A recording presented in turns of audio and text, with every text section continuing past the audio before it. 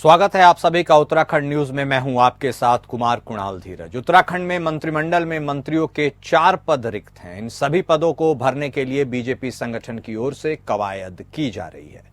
मुख्यमंत्री पुष्कर सिंह धामी ने कहा कि भारतीय जनता पार्टी में सब कुछ संगठन स्तर से होता है, इसकी प्रक्रिया चल रही है। आपको बता दें कि धामी सरकार के गठन के वक्त मंत्रियों के 3 पद रिक्त थे। उसके बाद एक कैबिनेट मंत्री के निधन के बाद एक और पद रिक्त हो गया। मंत्रिमंडल में जगह पाने को लेकर बीजेपी के तमाम विधायक अपने स्तर से जोर आजमाइश में जुटे हैं।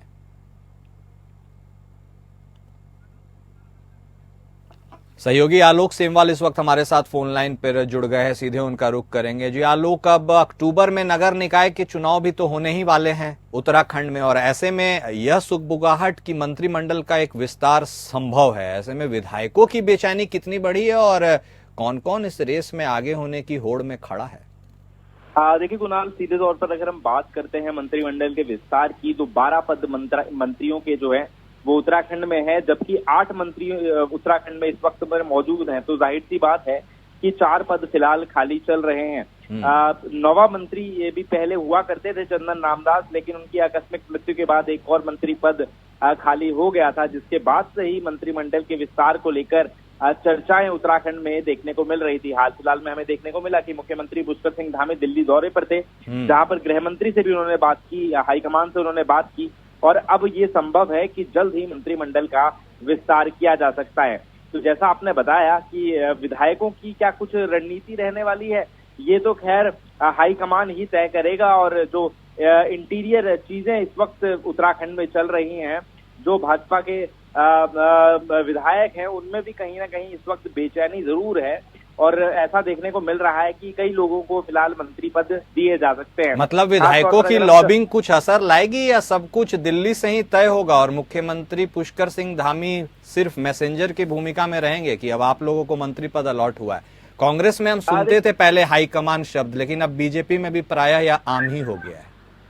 देखिए बिल्कुल निश्चित तौर पर, जैसे मैं आपको बताऊं भी कि कुछ नाम जरूर है मंत्री पद के लिए, लेकिन अभी कुछ भी कहना सही नहीं होगा। चंदन रामदास का नाम जरूर इस वक्त उठता हुआ नजर आ रहा है, और यदि मुख्यमंत्री पुष्कर सिंह धामी जो है वो वहां पर दिल्ली जाकर इनकी सिफारिश करके आए होंगे, तो हो सकता है कि हाईकमान का फैसला भी राज्य सरकार के हिसाब से ही हो। तो एक मैसेंजर की भूमिका निभा रहे हैं, ये भी कहना गलत होगा। हो सकता है कि राज्य सरकार ने जो फैसला लिया हो उस पर भी हाईकमान अपना निर्णय दे, और जो एक मुख्य फैसला होगा वो हाईकमान की तरफ से ही होगा।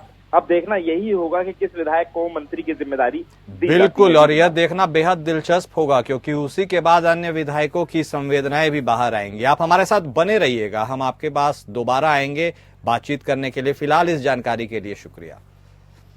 वहीं आर्म्ड फोर्स द्वारा आयोजित विभिन्न प्रतियोगी परीक्षाओं में उत्तीर्ण 129 छात्र छात्राओं को राज्य सरकार द्वारा सम्मानित किया जाएगा। इसके लिए उच्च शिक्षा विभाग के अंतर्गत संचालित विशेष आर्थिक सहायता योजना के अंतर्गत सरकार ने 64.5 लाख रुपए की पुरस्कार राशि स्वीकृत कर दी है। योजना के अंतर्गत प्रत्येक चयनित अभ्यर्थी को आर्थिक सहयोग के तौर पर 50-50 हजार की पुरस्कार राशि दी जाएगी।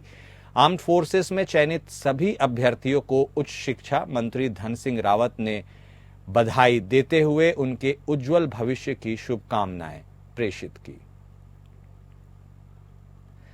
सहयोगी आलोक सेमवाल इस वक्त हमारे साथ लगातार बने हुए हैं, सीधे उनका रुख करेंगे। जी आलोक, इस तरह की घोषणा और इस तरह की कवायद क्या मायने रखती है उन सभी के लिए जो अपने भविष्य को बेहतर करने की एक उम्मीद रखते हैं? पूरा अपडेट दीजिए इसके बारे में। देखिए साफ तौर पर जो राज्य सरकार का फैसला है, कहीं ना कहीं शिक्षा को बढ़ाने की ओर राज्य सरकार ने कदम उठाया है। जो मेधावी छात्र छात्राएं होंगी उनको कहीं ना कहीं ज्यादा धनराशि देने की बात भी फिलहाल राज्य सरकार द्वारा की जा रही है। 50 लाख तक की धनराशि देने की बात फिलहाल राज्य सरकार द्वारा एक मानदेय के रूप में फिलहाल की जा रही है।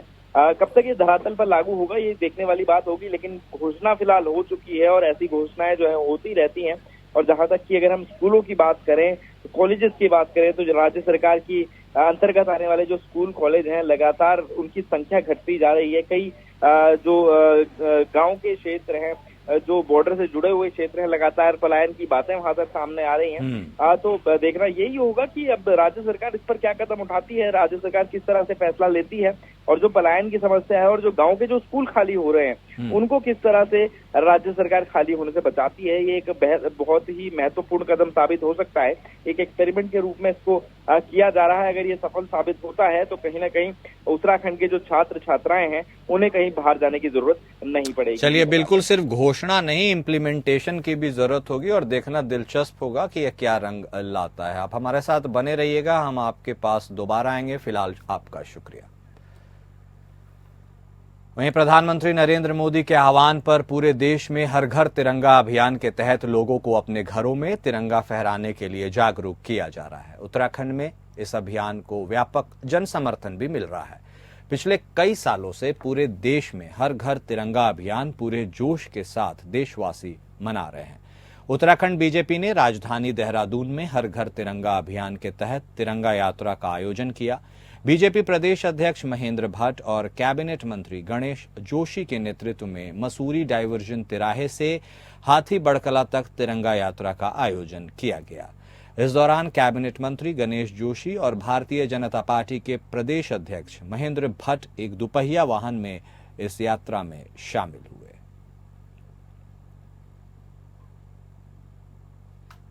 सहयोगी आलोक सेमवाल का रुख करेंगे, हमारे साथ बने हुए हैं वो, उनसे बातचीत करते हैं। आलोक, जिस तरह से अब स्वतंत्रता दिवस की तैयारियां अपने चरम पर हैं और फिर से ये जो देश के साथ और देश के साथ होने की भावना आम जनमानस में हमेशा से रही है, अब इसके एक उठान का समय आ गया है। परचम पर क्या कुछ तैयारियां हैं और क्या कुछ मैसेजिंग देने की कोशिश में है बीजेपी?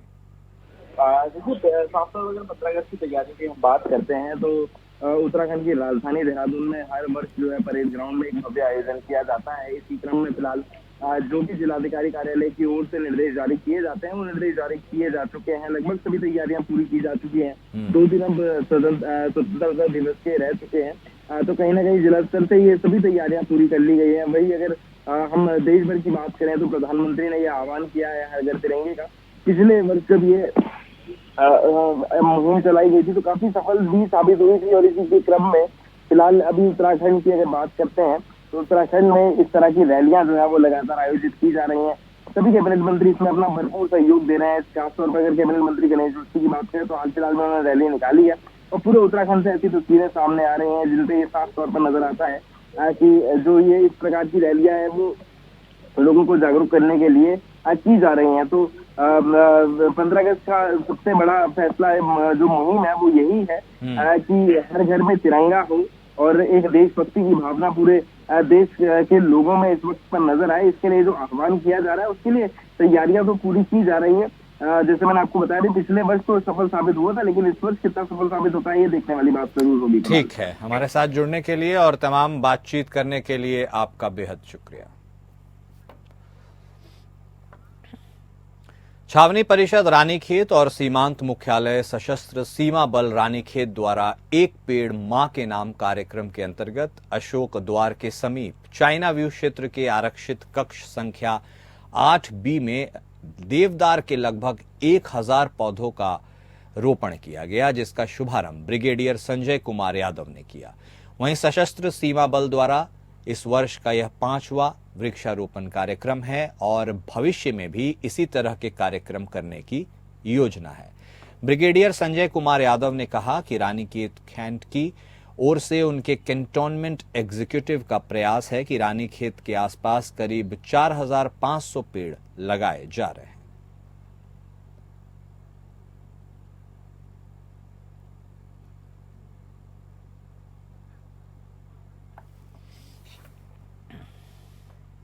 पुलिस महानिदेशक उत्तराखंड के द्वारा स्वतंत्रता दिवस 2024 के अवसर पर सेवा के आधार पर और विशिष्ट कार्य के लिए पुलिस अधिकारियों और कर्मचारियों को मुख्यमंत्री सराहनीय सेवा पदक और उत्कृष्ट सराहनीय सेवा सम्मान चिन्ह प्रदान किए जाने की घोषणा की गई है, जिसमें कई अधीक्षक और उपाधीक्षक का लोग शामिल होंगे। पुलिस के अन्य कर्मचारी भी शामिल होंगे और सेवा के आधार पर विशिष्ट कार्य के लिए उन्हें यह सम्मान चिन्ह दिया जाएगा।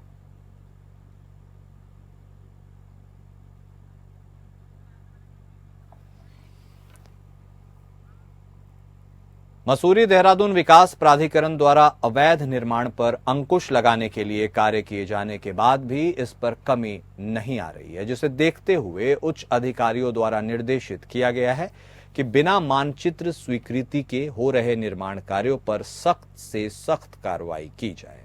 इसके बाद मसूरी देहरादून विकास प्राधिकरण की टीम द्वारा एज-हिल स्टेट में चल रहे 2 निर्माण कार्यों को सील कर दिया गया है। पुलिस बल की मौजूदगी में सहायक अभियंता सुरजीत रावत द्वारा दोनों निर्माणों पर सीलिंग की कार्रवाई की गई।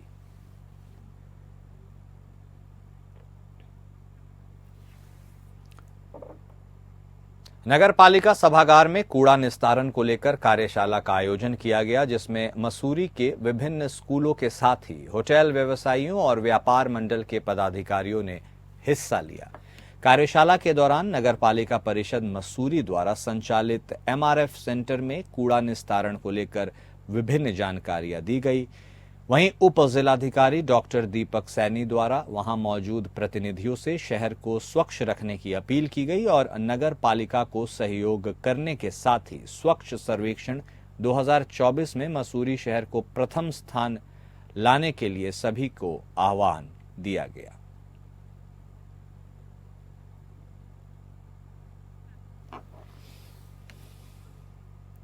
और मतदाता जागरूक अभियान अब चलाया जा रहा है। इसी को लेकर लाइन सर्वे 2024 को केंद्रित समूह चर्चा का आयोजन नगर पालिका सभागार गोचर में किया गया। चर्चा में मौजूद मतदाताओं द्वारा मतदाता पंजीकरण, मतदान प्रक्रिया, मतदान के महत्व, कम मतदान के कारण और विभिन्न समस्याओं के समाधान को लेकर सुझाव दिए गए। मतदान प्रतिशत, विशेषकर युवा मतदाताओं की भागीदारी को बढ़ाए जाने को लेकर अपने अपने सुझाव रखे गए। अर्थ और संख्याधारी विनय जोशी ने कहा कि प्रत्येक विधानसभा और लोकसभा चुनावों के पूर्व बेसलाइन और प्राप्त आंकड़ों के विश्लेषण के अनुसार निर्वाचन आयोग द्वारा आवश्यक सुधार और समस्याओं के उपाय निकाले जाते हैं।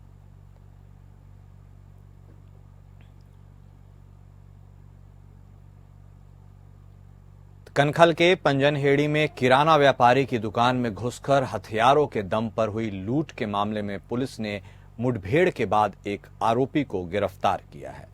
बीते दिनों कनखल थाना क्षेत्र में हुई 2 लूट की घटनाओं का आरोपी मास्टरमाइंड था। आरोपी मोहित को सिद्धेश्वर मंदिर के पास हुई मुठभेड़ में पुलिस ने गिरफ्तार किया है। आरोपी मोहित लक्सर के अखोड़ा कलां का निवासी है। पुलिस मुठभेड़ में आरोपी के पैर में गोली लगी है। घायल आरोपी को जिला अस्पताल में भर्ती कराया गया। मौके पर पहुंचे एसएसपी समेत आला अधिकारियों ने बताया कि घायल आरोपी का आपराधिक इतिहास खंगाला जा रहा है।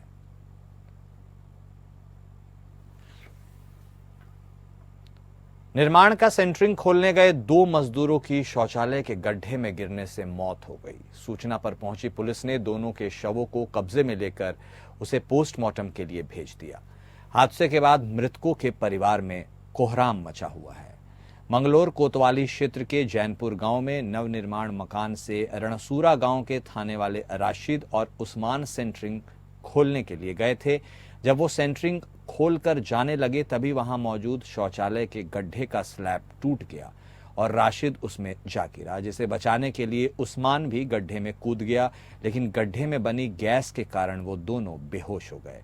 घटनास्थल पर मौजूद लोगों ने उन्हें बचाने की कोशिश की, लेकिन वो भी गैस की चपेट में आने लगे, लेकिन राशिद और उस्मान को बचाया नहीं जा सका।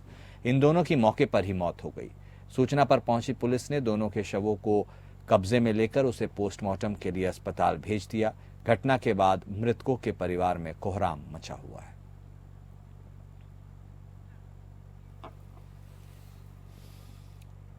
टिहरी के भिलंगना क्षेत्र में बारिश ग्रामीणों के लिए परेशानी का सबब बनी हुई है और लगातार हो रही बारिश से नदी के उफान में आने से आपदा की घटनाएं रुकने का नाम नहीं ले रही। अंथवाल, जाख और बड़ियार गांव और बड़ियार कूड़ा में ग्रामीणों के खेत और पुलिया बह गए हैं। वहीं 2 मकान और मंदिर मलबे की चपेट में आ गए। ग्रामीणों ने किसी तरह भागकर अपनी जान बचाई। प्रशासन द्वारा प्रभावित ऐसे 8 परिवारों को सुरक्षित स्थानों पर शिफ्ट कर दिया गया है, लेकिन अभी भी बारिश के चलते आसपास के परिवार भी दहशत के साए में जीने को मजबूर हैं। वहीं डीएम का कहना है कि सुरक्षा के चलते परिवारों को शिफ्ट किया जा रहा है और 14 अगस्त को क्षेत्र का भूगर्भीय टीम द्वारा सर्वे कराया जाएगा और उसके आधार पर विस्थापन की कार्रवाई की जाएगी। खुदीराम बोस मिनी स्टेडियम दिनेशपुर में अंतर्राज्यीय फुटबॉल टूर्नामेंट का शुभारंभ क्षेत्रीय विधायक अरविंद पांडे ने किया। आपको बता दें कि दिनेशपुर खुदीराम मिनी स्टेडियम में पवित्र यंग क्लब द्वारा स्वर्गीय गुरुपद मेमोरियल फुटबॉल टूर्नामेंट प्रतिवर्ष की भांति इस वर्ष भी अंतर्राज्यीय फुटबॉल टूर्नामेंट का आयोजन किया गया, जिसमें नेपाल, पश्चिम बंगाल, उत्तर प्रदेश, उत्तराखंड सहित 16 टीमें भाग ले रही हैं। पूर्व कैबिनेट मंत्री गदरपुर के विधायक अरविंद पांडे ने खुदीराम बोस मिनी स्टेडियम में दीप प्रज्वलित कर खिलाड़ियों का परिचय प्राप्त कर टूर्नामेंट का शुभारंभ किया। वहीं पहला फुटबॉल मैच नैनीताल और कलागढ़ के बीच खेला गया।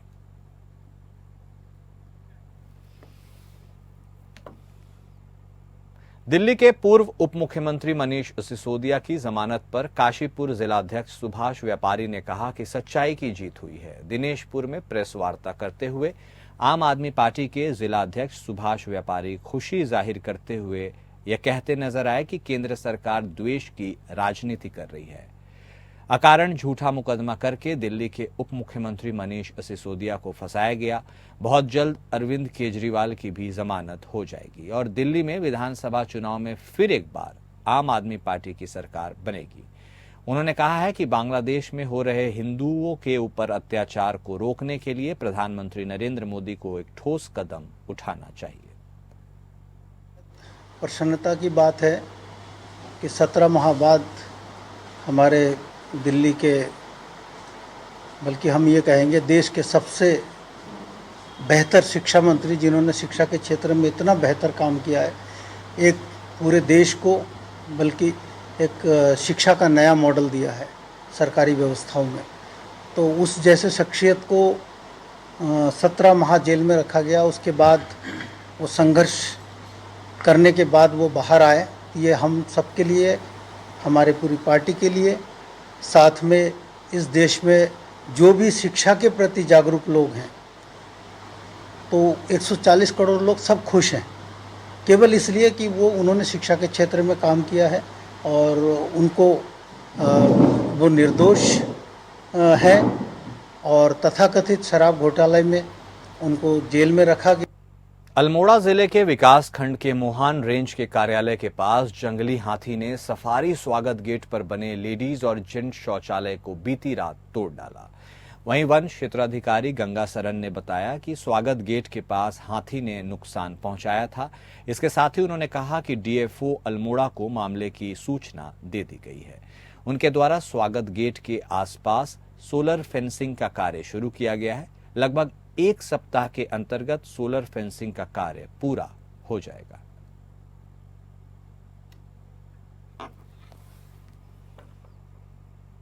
अल्मोड़ा जिले के थाना सल्ट के अंतर्गत ग्राम पंचायत पीपना गांव में बुजुर्ग से दिन दहाड़े लूटपाट की घटना को अंजाम दिया गया। वहीं ग्राम प्रधान पीपना देवेंद्र सिंह ने जानकारी देते हुए बताया कि बुजुर्ग महिला कौशल्या देवी पीपना की निवासी हैं और साथ ही उन्होंने बताया कि महिला टैक्सी में बैठकर कहीं से आ रही थी और कफल्टा बस स्टेशन पर उतरी। महिला के साथ टैक्सी में आए अज्ञात व्यक्ति ने महिला के कान के कुंडल, मंगलसूत्र लूटपाट कर फरार हो गया। पीड़ित महिला जब अपने गांव पीपना पहुंची तब ग्रामीणों ने घटना की जानकारी सल्ट पुलिस को दी।